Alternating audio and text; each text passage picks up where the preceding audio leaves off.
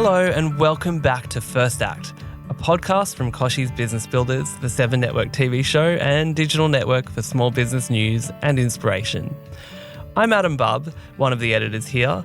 I'm passionate about finding out the extraordinary backstories of fascinating people who have walked their own roads to success. From pub barons to PR queens, ecopreneurs to edupreneurs, fashion trailblazers to family business empires, we've had them all on First Act. Week after week, we dig deep into the stories of Australia's most interesting movers and shakers in business and life. Now, usually I have my co-host Cess Busby beside me, but she's on leave, so it's just me on my lonesome. Luckily, I've got a very special guest keeping me company today on the line from New York. Today's guest wears a lot of hats, but mainly a chef's hat. You first saw him on season 5 of MasterChef Australia, but he's since become a globally renowned chef, restaurateur, cookbook author, athlete, wellness coach, and podcast host on the Epic Table podcast. He owns an impact-driven Australian restaurant in Nolita, New York, called Charley St, and is a chef for Chris Hemsworth's CENTR health advice app. He's also recently joined Australian Eau De Vie grape spirit brand Feels Botanical as a partner and major investor. It's none other than Dan Churchill. Welcome to First Act. Thanks for the intro, mate. It's always, as an Aussie, hearing someone rattle off your intro spiel, it can be quite cringeworthy, but that just keeps you very Australian when you're in that still frame of mind, I guess, mate. Well, you're obviously very down to earth. Even though you're sitting there in Manhattan right now, living the life, right? It's a good time of year in Manhattan. It's obviously we have the US Open, Fashion Week, all these fun and games, and to be an Aussie here and fly the flag, if you will. We have some pretty cool events on that we can really showcase how awesome our country is amongst some of the biggest media events in the world, which is pretty exciting.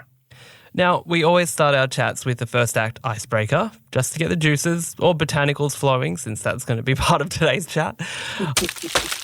So my icebreaker for you is, I'm coming over for lunch. I'm gluten-free. I'm bringing 2 of my colleagues. One is vegan, one is dairy-free. What are you making us?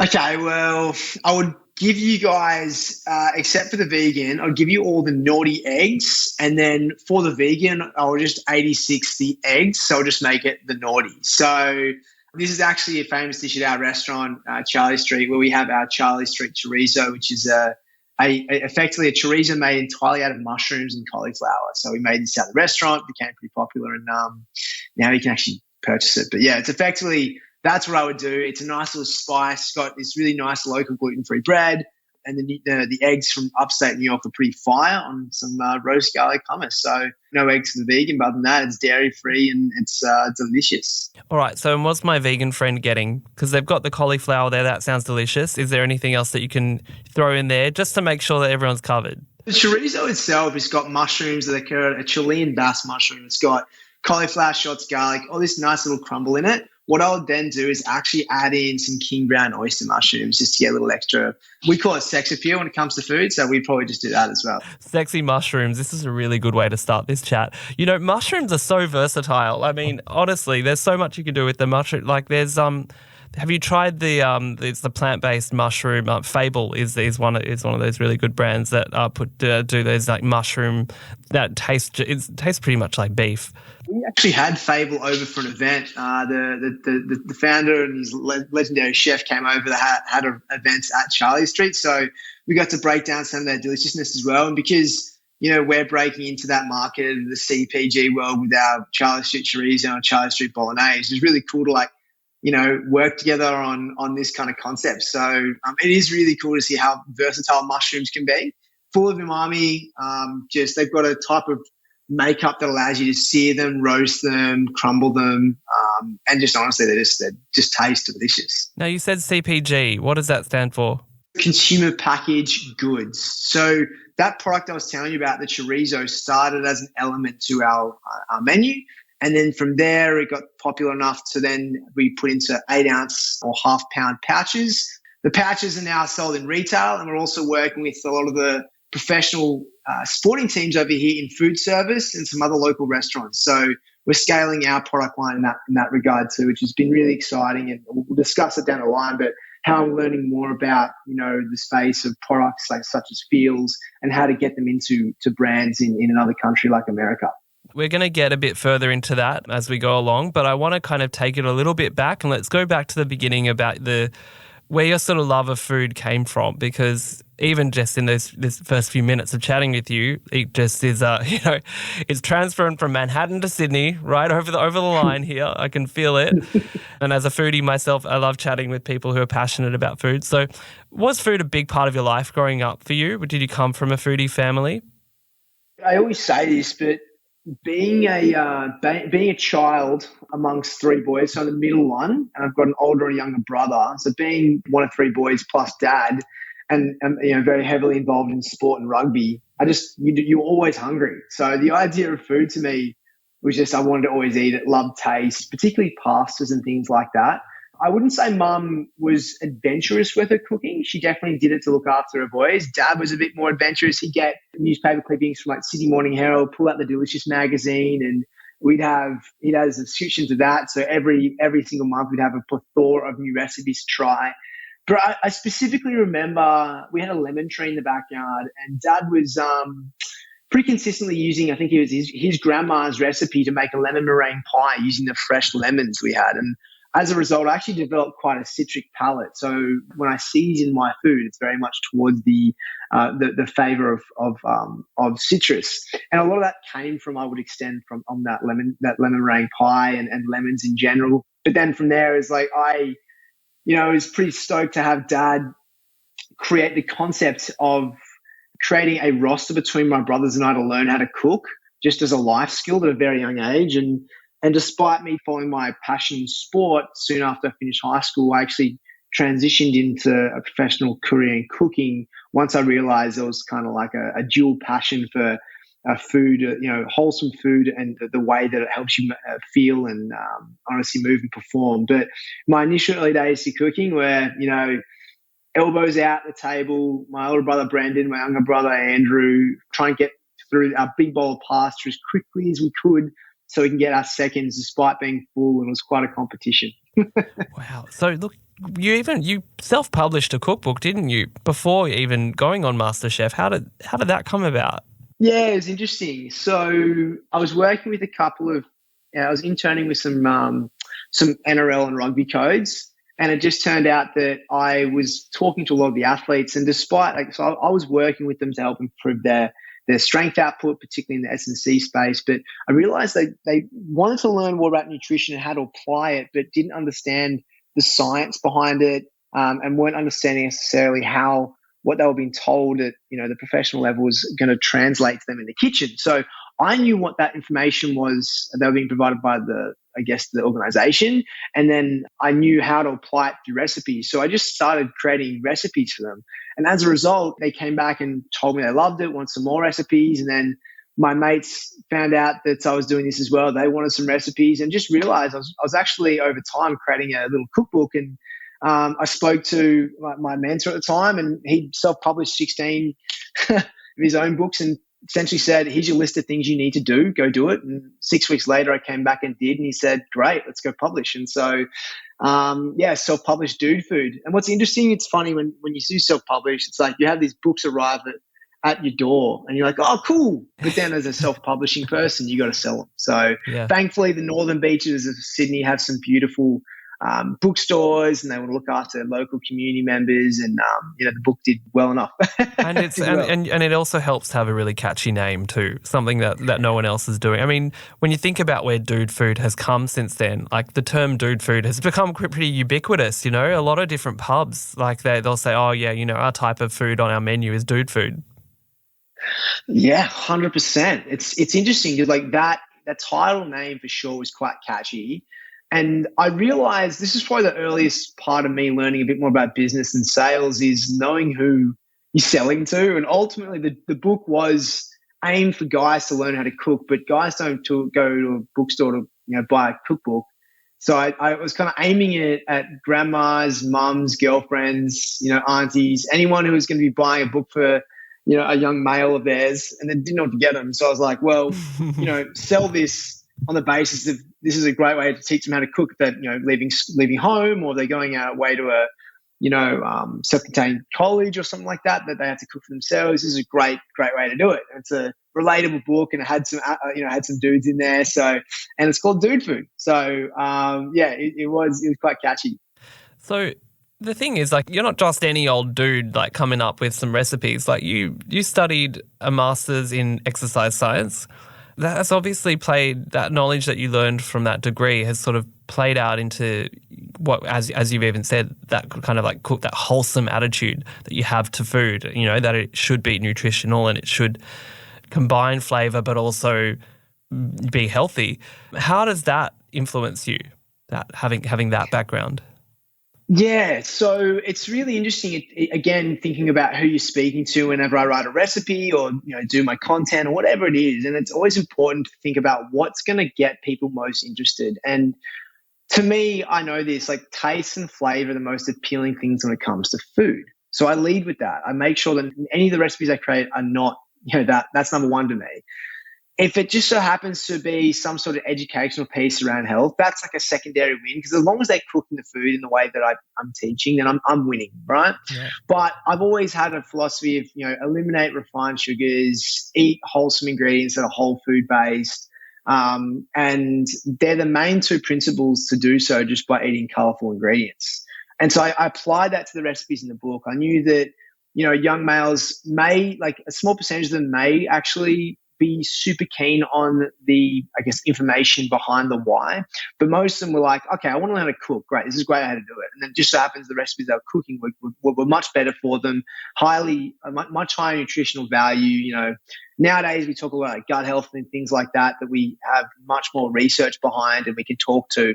But at the time it was much more about, back in the day it was like, protein, fats and carbs. And that's what people were mostly interested in. I'm like, that's cool, but we also need our colorful ingredients to support all those things. So I just made delicious food that guys would actually cook and be able to cook. That was another thing. It's like, it's okay to make it delicious, but can someone actually achieve that? Do they, one, have the time, the skill set, or even the resources? Do they even have a frying pan? And they're the things that I think that I wanted to make sure was actually achievable. It's like one thing to want it. It's another thing to actually cook it. And once you cook it once, you generally see them come back again a second time and a third time. And that's when you've at least you've had an impact, which is awesome. That's right. And I think nowadays, because I think we're talking also with Instagram and with TikTok and YouTube, the kinds of videos that we can do now that really illustrate how your food with lots of those colourful ingredients that you're talking about, that can actually just look really good too. So people get really excited seeing that on their socials. So they go, you know what, I'm going to give that a go. So that's also part of it. Yeah, absolutely, man. I think the team and I over here, we break down our food production into like stages, like where's the 3-second catch, we call it. So it's like what part of the recipe is going to be shown within the first 3 seconds that's going to catch people's attention for them to stop. And it's always, the ingredients I use are always whole food based anyway. So if we take that out of the equation, it's always going to be the case. And we still have to find that magical, clickbaity style image or video. But yes, it is 100% part of the production now. As someone in media, I know that that 3 seconds is your make or break. You need to get people 100%. In. Speaking of media and your media career, so you go from food and nutrition and exercise. It's 2013, and you apply for just a little show called MasterChef. Not many people know it. Look, reality TV is not for everyone. What inspired you to enter? So, I think the easiest way to answer this is everyone knows Jamie Oliver. My brothers and my dad and myself and of course mum, there's the one show we would watch together all at once. And so, the food aspect to it, the connectedness, obviously cooking then, I started at 11. Dad started that roster, that timetable for us at the age of 11. So in 2013, I was, 20... Geez, how old was I? 23. And so, I was looking at life and going, well, I loved cooking shows. And I thought it'd be a great way to have a crash course in learning more about cooking, not from just the recipes themselves, but in a unique way, in a unique environment. And so I thought I'd apply. And, I remember the process quite distinctly. I remember the first dish I actually I put up to my audition was my lemon meringue pie, and I told them the story, and they really enjoyed it. It was the whole experience, even the things that you don't see on camera, was amazing. Like, to learn how to cook under pressure, perfection, timing, and then to get in, it was a remarkable experience. We had some amazing chefs come on and experiences to learn from. So, and then to get out of that, to then go into a kitchen, still learning so much. It's to this day, I still jump in kitchens and starch. Like, I still jump in some of the most amazing kitchens in the world in New York City and learn from some amazing chefs. I love it. I love it so much. Was there anything from that behind the scenes experience that people don't see that is sort of, that kind of helps you kind of get in the zone, or that surprised you, because I think we see it all, and, you see all the judges go around to people's benches and all that kind of thing. Is there anything that surprised you? I wouldn't say surprised me. I was genuinely shocked how much the judges gave their time for, particularly when you showed an interest in a passion of such nature of food. It was amazing that I could actually ask questions around nothing to do with stardom, but actually kitchen, like timing of searing. What's this like in this environment? I distinctly remembered one of the episodes. We were at Gary's boathouse at the time, and we were cooking a service. And I remember going into the service, there's things you can't ask, but following up, I got dish of the day, that one. And I walked away and I said to Gary, I said, mate, is this the typical setup you have and the line setup you have? And he pulled me aside and walked me through the whole kitchen again and said, this is actually how we have my station set up. And, they don't need to do that. They really don't. They don't have to. Their job is to essentially present on TV. It really is. But because this kind of show and what the series has done is actually created passion and help people at home. And if you are passionate about food, I do the same for me. If you are passionate about something, particularly something I can help you with, I want to help you, because it's so cool to see people in it for the right reasons. So I think that was a remarkable takeaway for me. You were a favourite on the show, but not everyone can successfully transition from you kind of a very mainstream reality TV show to building your own brand. What challenges did you face in that immediate period trying to leverage that? Yeah, I think the most immediate thing was I was working on a book, another self-published book that I knew I was going to put out pretty quickly after the show. Now, typically a book takes about a year to publish. Like, I'm working on my next book now, and it's not going to be out until end of next year. But that's still publication. When you self-publish, it's however long you think it's going to take you to do, right? So I knew that to keep momentum up, I needed to get something out after the show was going to air and finish. So I worked pretty hard at that. But I think the biggest thing I probably did was I actually made a conscious decision not to associate myself too much with the show. I didn't want to be remembered for Dan Churchill, the contestant on MasterChef. I wanted to be known for Dan Churchill, the healthy chef or the chef or whatever it was associated that was more personal to my brand. And that was particularly hard early on, because obviously everyone was talking about it. That's what you were known for. But I had to be consistent with my personal brand to know where I was going.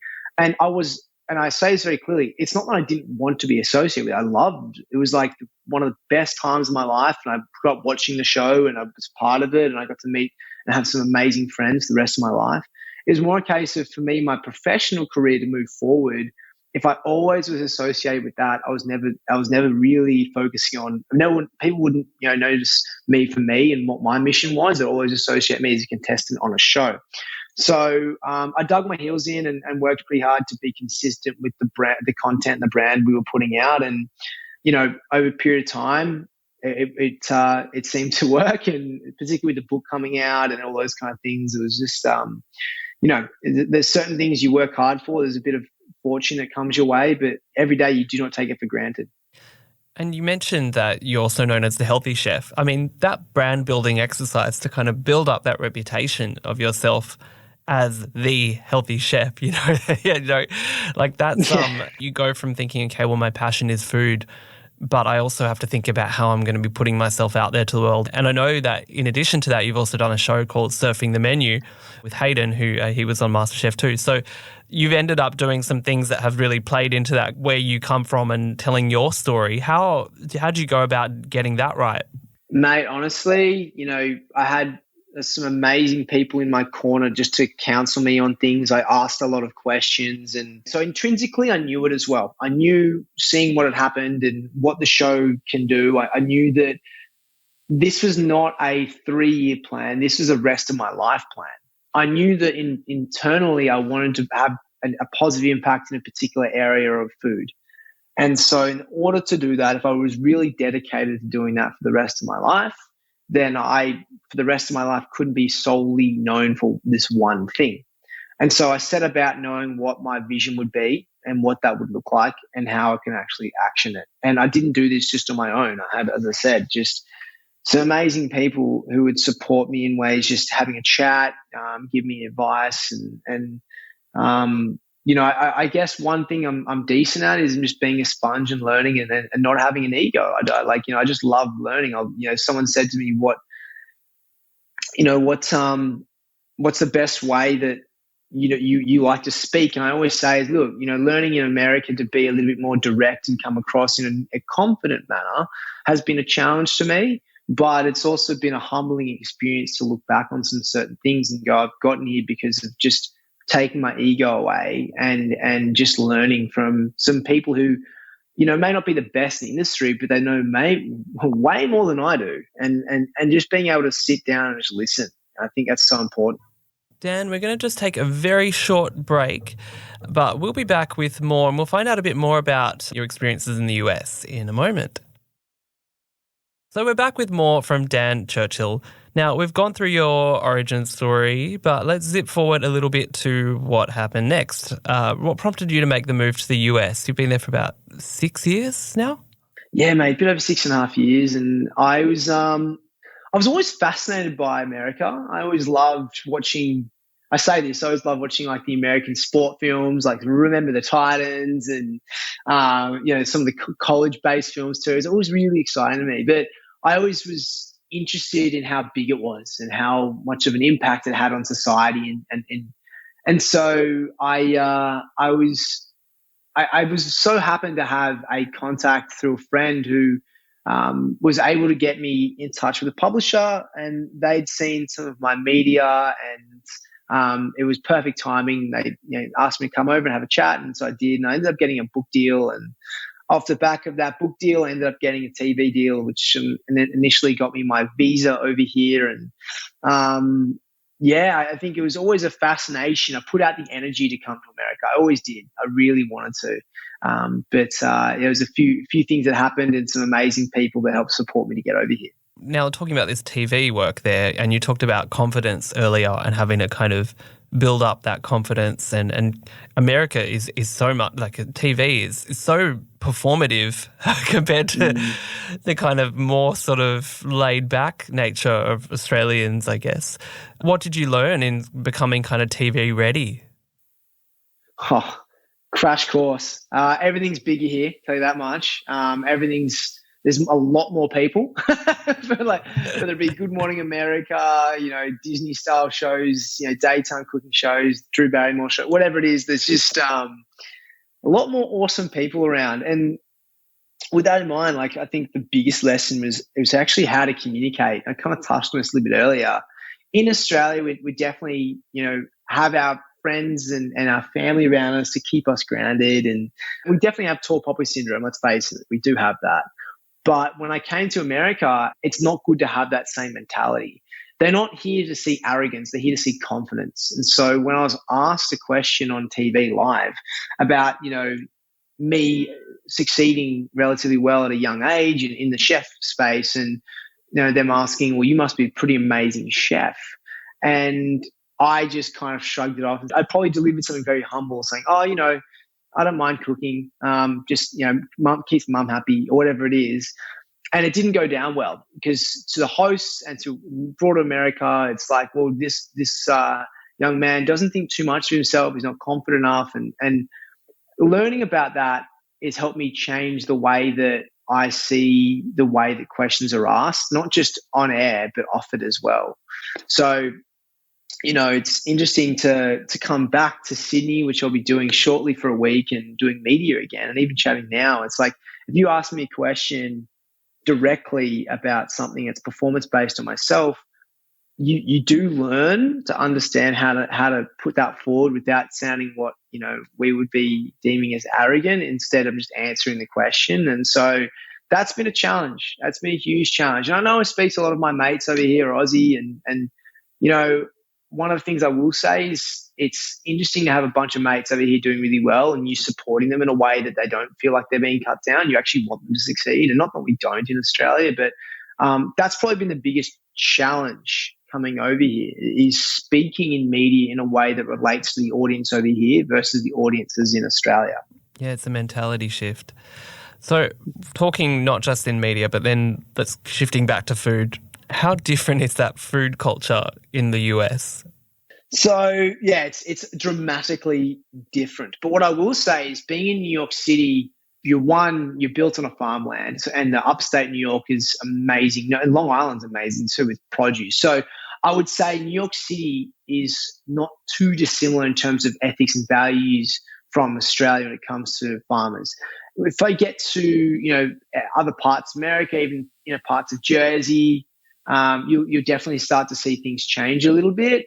And it's great because you're exposed to a whole different area of life you've never seen. I was just on my way up to Rhode Island with my girlfriend over the weekend, and you get exposed to different things. I got to, understand values of cooking with butter versus different oils. And so I think one of the best things about our country as Australia is that we are so dedicated, and we champion our farmers like they're celebrities, and maybe not enough as we already should, because they're just legends. Amazing female and male farmers and generation farmers coming through, creating some of the best produce. And our soil is rich. I think we do put a lot more resource towards farming compared to some other countries do, just because we have a high regard for, obviously, exports as well. But what I would say is, over here, it's a big country. There's different pockets of different types of civilizations and things like that, in New York and LA are very similar. LA probably more so on the vegan front. New England, Northeast has much more of an Irish, British impact. Down south towards Georgia and Florida, completely different, more of a, I would say, connection to like Puerto Rico and Costa Rica. And then you go to like down south of LA, you're close to Mexico. So I think one of the coolest things about the culture over here is we are multicultural in Australia, and we have a huge Southeast Asian influence. But being in America, you have a set of countries that you're neighboring. So you're exposed to different chilies, different corns. Mexican food is awesome everywhere. So, I think that's one of the coolest things about living over here, for sure. Now, your restaurant in New York, Charley St, good for you, good for the planet is your mantra there. What inspired you and your co-founders to open that cafe in New York? Yeah, we wanted to have the selfish answer is I wanted coffee that was awesome for the rest of my life. That was a selfish answer. You can come here, stay here in Australia. We've got plenty of great coffee. Yeah, I know. We have it very good. We have people. We had like 8 people come in today when I was, Australians on separate occasions, just saying we've just been looking for awesome coffee. And it has gotten a lot better in the last 6.5 years I've been there. Like, coffee is much better than what it was when I first arrived. But it is awesome to still be that coffee spot for people who need it. But yeah, effectively, I would say that, we wanted to help bring another Aussie style influence to Manhattan, and do it in our own unique way, initially starting as a fast casual and navigating to a cafe concept. And now it's evolved into having our own product line, which is, taking up some exciting time and has really paved a pretty exciting future for us. So I think at the heart of it, we do love having cafe culture in Australia, and what it brings from a social output just to our friends and family to now, like, having that same community here is what we've always wanted. The locals have taken it up with gusto. It isn't just Aussies coming in, Aussie travellers who are just going, oh, I miss my eggs back home. It's the locals in the Big Apple who are, really enjoying what you're offering. Why do you think that's the case? Yeah, so, I think we often get the comment that Aussies just do breakfast really well, or like, you guys know how to make good coffee. And I think there's been a shift in seeing that what was once a necessity to eat breakfast and even coffee was just like, I'm going to get some energy. It's not a flavor concept. People now learn to understand, slow learning, understanding of like what coffee means. And it's more than just caffeine. It's actually much more. It's the different flavor unique vibes we provide. It's the fact that it's got 4 times the flavor notes than wine, and we should treat it as such. It's also the social outing. Like, people grab coffee in the morning and chill out and catch up with their mates before work. And we all know this in Australia, but it's not the same. Like, I'll wake up, when I first moved here, I'll wake up at, a lot of people in Australia wake up at 5:30, go for their, first gym session, a run, or their local circuit, whatever they're doing, and they'll grab a coffee with their mates afterwards. And if I did that here, which I do now, I'm up and there's no one in the city awake. It's like, there's maybe 10, 20 people around the local area. And it's just like, one, it's cool because you have the whole of Soho to yourself, which is pretty cool. But 2, it's interesting because there's no market for like early coffee shops. When we opened up, or first got here, I was like, I want to open up a coffee shop. It's like 5:30. Like, if I open up at 5:30 in Sydney, it's standard. It's stock standard. It's like people on the way to work, or they've got, they're about to get a gym session, whatever it is. Here at 5:30, people are just not even awake yet to even get to the coffee shop. So it's interesting how things change.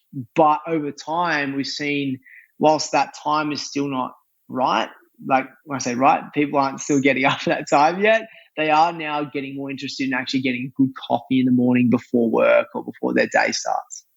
Yeah, and it's about enhancing your everyday experience. I think a lot of people, what they've found from the pandemic was that you can do these simple things that can kind of just set you on the right path each day. And I'm not saying, oh, you know what, go out for breakfast every day. We can't afford to do that every day. You certainly can't. But it can be that, that takeaway cup of coffee that you have in the morning that becomes that's part of your routine. And that can be something that really gets you, it just gets you in the right zone. That's honestly it. It's for us, we know that we need our coffee as part of our habitual routine, and it's slowly starting to get that way. Unfortunately, there still is the relationship, say Starbucks, but we're slowly beating it down. We're slowly beating it down. Yeah, that's tricky, because they've just got this history there, this legacy. People think coffee in the US, they think Starbucks. I personally don't think it's really even coffee, but anyway, that's another story. Mate, how much time you got? Here's my philosophy, right? When people come to me and say, can I have a coffee? And they say, what would you like? I'm like, I would like a hazelnut frappuccino. I'm like, sorry, we don't do that. And I'm just in my head going, that's a milkshake with caffeine. So yeah. And I love like that's a difference, right? It's not, that's me probably with a bit of a chip on my shoulder being an Australian going, that's not coffee. We know what the farmers go through to get amazing quality flavors. And that's the thing. It's like, we're not right. They're not wrong. It's just a case of what we've been brought up with, right? And so slowly we're integrating these cultures and this way of life with the different society, which, look at us. We've probably transitioned a bit quicker, but we love our burgers and to some degree some hot dogs and things like that are more predominantly in America. Yeah, that's right. Well, look, there are other things that you do in your world too. Like, this is that kind of mission that you have in being kind of like sort of being able to educate people, but not in a sort of pushy way, but just show them the possibilities. Kind of is very much in what you do in other parts of your career. You've also part of Chris Hemsworth's CENTR app. You're the chef and nutrition and fitness expert. How did that come about? Mate, yeah, it's an awesome role. I love it. It's a great one because it's what started as like a good solid Australian company where the team in Melbourne crush it, has really evolved into a global impact app, if you will. So I remember chatting to Chris at a Tourism Australia event, would have been would have been like 4 or 5 years ago now, and we're just talking about health and fitness and food, and obviously the bloke obviously has to eat a lot for his roles, particularly his Thor. But yeah, and then effectively from then he remembered talking about that and got his team to get in touch with me regarding the rollout of his app that was very much in relation. I didn't know at the time, but he was at the time putting this concept together for his app. And so, and ever since it's been a dream to work with, obviously being fellow experts with, Luke Zocchi, who's his trainer and one of his closest mates, and just working with the team at Loop, who help produce the content. And it's a dream because I feel being the Aussie over here in the States as well, I can connect to what we call the CENTR legends, who are the American CENTR legends, on behalf of the Australian cohort. And it's really, really cool to do that. So, we all caught up, the CENTR team caught up earlier this year in LA, and we had a massive long lunch, and, Chris was doing reshoots and he came in late, and still managed to say hello to everyone. It was just one big happy family. It's an awesome team. We love it. Yeah, and you must have loved getting a bit of Aussie coffee there. Hey, honestly, guaranteed. Guaranteed. Now, before we wrap up, I do want to touch on the fact that you're coming back to Australia this month to work with Eau De Vie, and you're working with Feels Botanical. So how did that partnership come about, and what excites you about working with Australian botanicals? No, this is honestly such a passionate opportunity for me. So Blake, one of the founders, he and I played rugby down at Newport together, many, many years ago. I didn't stay in touch, and then, about a year and a bit ago, or about a year ago, a mutual friend of ours who also played rugby got us in touch again, and Blake told me what him and his business partners were doing, and I was just blown away. I've never personally done alcohol before, like straight up, it's obviously in that category. And this was my team and I go through a pretty diligent process to understand everything on brand and whatnot. But when we firstly looked at the brand, everything from the look and feel was so Australian and awesome, and just connected with me. Like, I'm passionately talking about this right now. So then using a very unique concept of creating the alcohol through the Eau De Vie process and what that does, using a very sustainable fruit to do so. And then the kicker for me was, I'm really passionate about sharing more about not only Australia, but our Indigenous Australians and the foods that are associated with that. So the botanicals that we use in the respective 4 different SKUs is awesome. And so whenever I talk to someone about it, particularly who's not Australian, and help them understand and tell the story, it's something that I cannot but just be super passionate about. Finding a product that connects to my country, where I'm from, and then in a way that's unique. I don't see it being used too often anywhere else, so I think there's a good point of difference there in the market, and has an impact. And it's really exciting because there's so many things I can talk about with these ingredients. There's so many different ways that we don't have to sell. It's like it's a unique opposition, and at the same time, the product tastes awesome. Like, I don't drink I have red wine every now and then, but in terms of me, like, I'll sit down now and have a chilled Feels. I don't like ice, and it's awesome. And it's, for someone who lives on the other side of the planet, to have this product here, it makes me not homesick, but it helps you envision like that Sydney Northern Beaches or Byron Bay, that kind of feel that I love. So, I guess in a long-winded way, mate, straight up, I'm just absolutely passionate about what this brand and company stands for. I love that you're backing an alcohol brand here that is, you've got sustainability built into there, but also that, you still have the reputation as a healthy chef, and it is really about balance. And I think everyone kind of has their own version of what that looks like. There are some people out there who would think, oh, you know what, he's a healthy chef, he probably doesn't drink at all. And that's perfectly fine for a lot of people. And, it's good to limit alcohol intake, and that's obviously very important. But, to be able to enjoy a product like this and to enjoy it, in moderation, like that's another one of those special things that you can kind of bring into your day. Yeah, man. Like the interesting thing was like this is me investing into the brand. It's not like they're paying me to do anything. So I feel passionate behind it. And so whereas other times you've been offered opportunities to do things with a company like such nature, they're very much like transactional. Whereas I feel this brand stands for everything that I want, which includes enjoyment and satisfaction and relaxed and chill vibes. And so when I look at the concept of alcohol and where that plays a part in our lives, I do often talk about, unrestricted choices. And so what I mean by that is we often associate health with having steamed broccoli and the most basic grilled chicken. And that's because it's, minimal fat, no flavor, but it's apparently healthy, right? Well, health encompasses so much more than what we used to envision with nutrition, physical activity. We have the things of social encounterment. We have the endocrine system, which is responsible for our hormones. We have some people very spiritual, and that's a big part of their lives. So in order to be ultimately healthy, we have to be somewhat happy.